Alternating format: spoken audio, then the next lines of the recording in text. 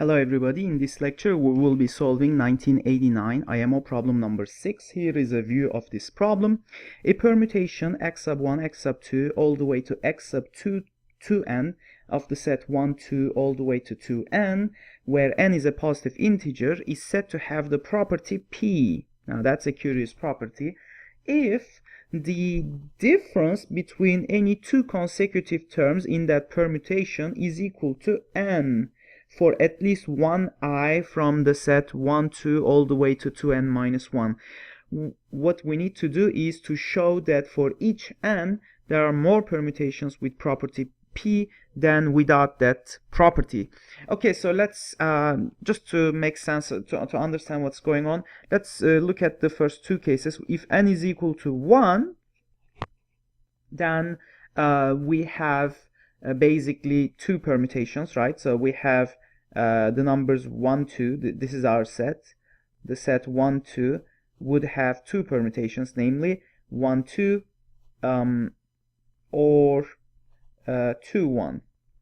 And for both of these permutations, we can easily see that we can find consecutive entries with a common difference of 1. So as a result, both of them work. So therefore, among the two permutations of this set, both of them have property p. So with property p, we have two of them. Without the same property, none. You add them and you find the whole thing. Okay, so and obviously those with property p are more numerous than those without property p. When we look at the case n is equal to 2, things start getting complicated significantly, right? So we have four numbers, and let me list all the permutations without putting brackets or commas between them. So let me write them down.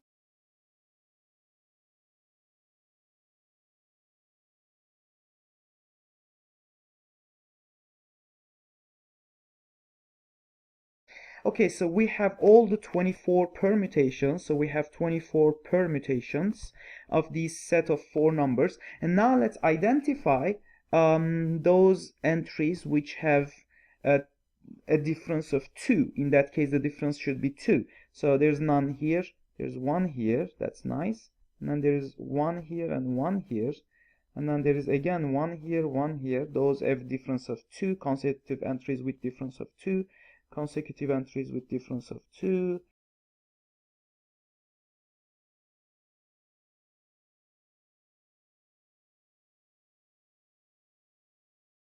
And that is it. So let's see how many of these permutations have the desired property. So therefore, for n is equal to 2, we have with property p, out of the 24 permutations, how many of them have property p? 1, 2, 3, 4, 5, 6, 7, 8, 9, 10, 11, 12, 13, 14, 15. I might have missed something because in my earlier count I counted 16. So let me quickly, oh, this one has the property, by the way. I might have been wrong in the first place, I guess. Let me check that. Yeah, that's the one. Yeah, sorry for that. So we have 16 with the property, so permutations with the property. So without the property p, we simply has 8 permutations. So namely this one: 1, 2, 3, 4, 5, 6, 7, and 8. And again, so 8 permutations for a total of 24. So again, those with property p exceed those without. So again, we are in good shape. So, but why is that the case? So why do we have that those with property p always are more numerous than those without the property?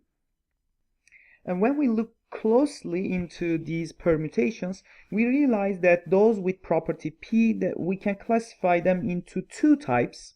The one type has only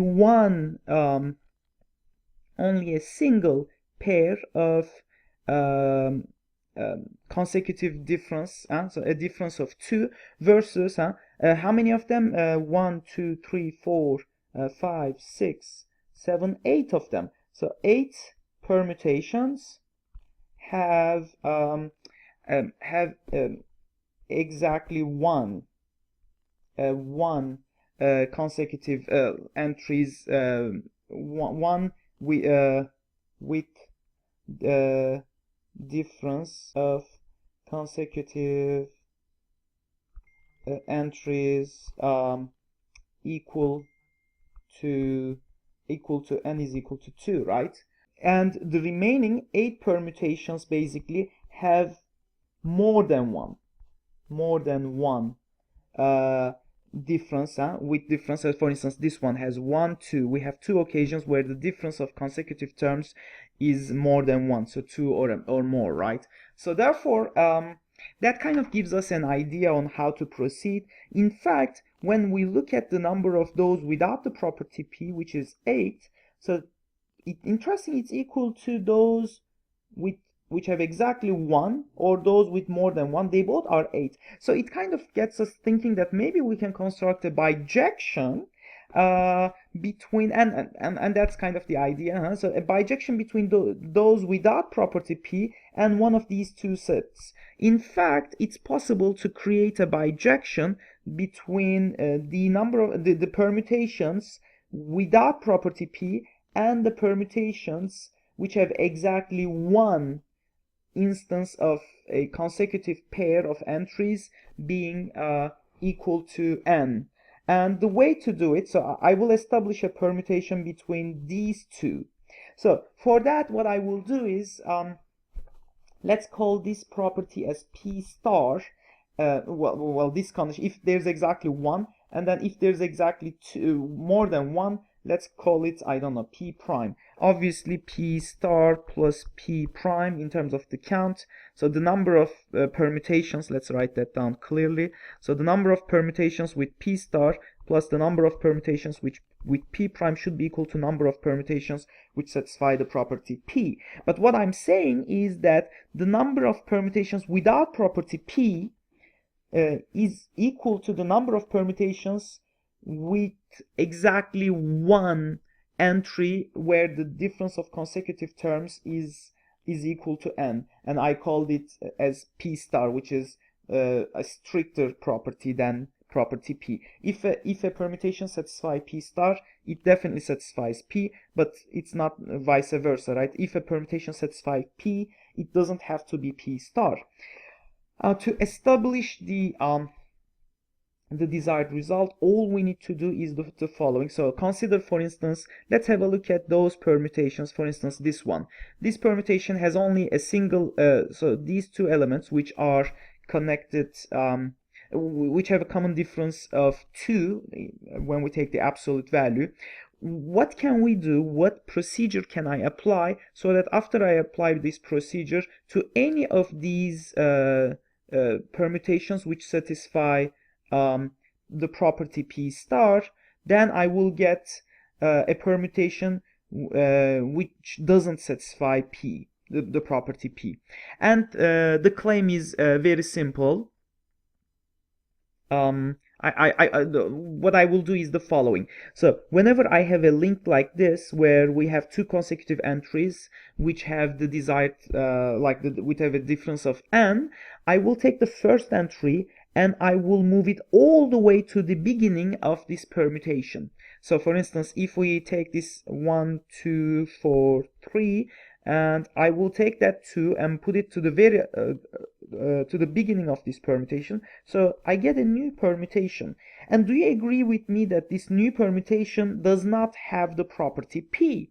But why is that so?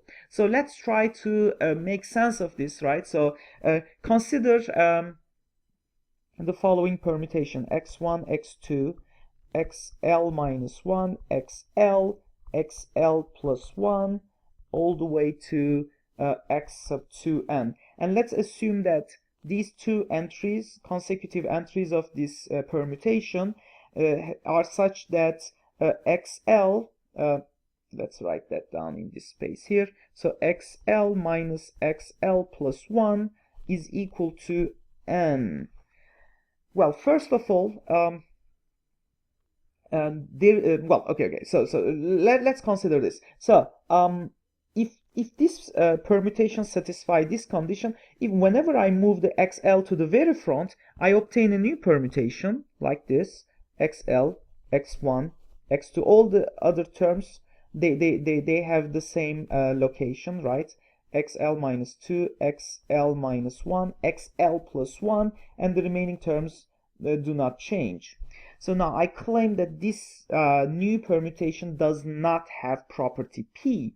And obviously it will not have property P in this range, because any consecutive terms here have already been consecutive prior, and we didn't change their locations with respect to each other. So as a result, none of them satisfy it. None of the numbers here have two consecutive entries whose difference is n. So therefore, there's only two candidates. Either we can have a difference here of n, or we can have a difference here of n.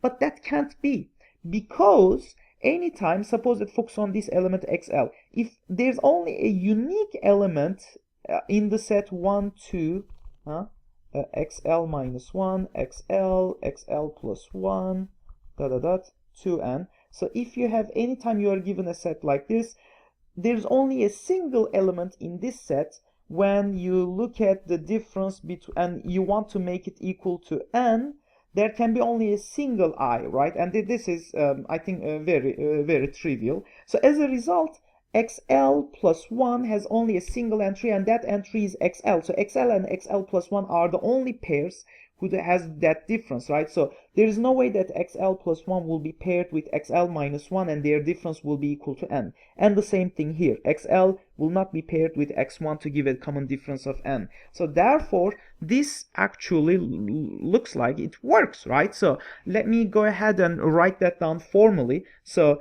let's obtain a new permutation, right? So I start with X1. XL minus 1, XL, XL plus 1, all the way to X2n. And let's assume that the common difference between these two is equal to n. So this difference here is XL minus XL minus plus 1 is equal to n. And now, there was an absolute value here too as well. Sorry for that. Now, when I move the thing to the front, so let's come up with this new permutation. So y1 y2n, let's say, and I will describe this y permutation. Basically, I'm going to add some formality to this expression here in the following way. So yi is equal to xl for the first entry, if I is equal to 1, and then it's equal to xi minus 1 for I equals 2 all the way to L, and finally it's equal to xi for I greater than L, right? So L plus 1 all the way to 2n. So that's a formal way, and I claim, as I said earlier, that this is not, it does not so let's write it like this: property P does not hold for this new permutation y1 yn, and it is, as I said, the observation that we made is clear, so that works. And conversely, we can also, because we need to show an if and only if type of statement, conversely, if you start with a permutation z1 all the way to z2n, I should say, z2n, which does not have property P, it's very easy to, starting with this, with a permutation which doesn't have property P, to obtain a permutation with property which satisfy property P star by simply taking z1 and positioning it immediately preceding the only term in the sequence, such that, and let's call that term as zm, such that z1 minus zm is equal to n. So we can definitely do it. So so therefore we come up with this new permutation z2, z3, all the way to z1, zm, and all the way to z2n, right? So this permutation, so there's only z1 only share with one number this feature, right? And that's zm, and we just place z1. So we take z1 and we place it inside the permutation in a way such that it is preceding zm, and this will have only one set of consecutive entries which have a difference of n, and as a result it satisfies, so this satisfies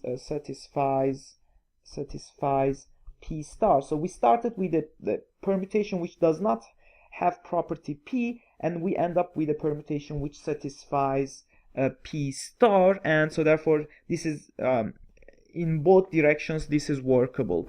So therefore we have established a one-on-one correspondence between those permutations which does not satisfy property p and those which satisfy a subset of property b, right, which we called it as p star. So as a result, they are equally numerous. So those that do not satisfy property p is equal to p, those that satisfy p star, but obviously this should be less than or equal to those that satisfy p only, right? So p in general, right? Because if a permutation satisfies p star, it definitely satisfies p, but not vice versa. So that proves that the permutations which satisfy property p are more numerous than those that don't satisfy it, and that solves our problem. Hope to see you guys in our next video.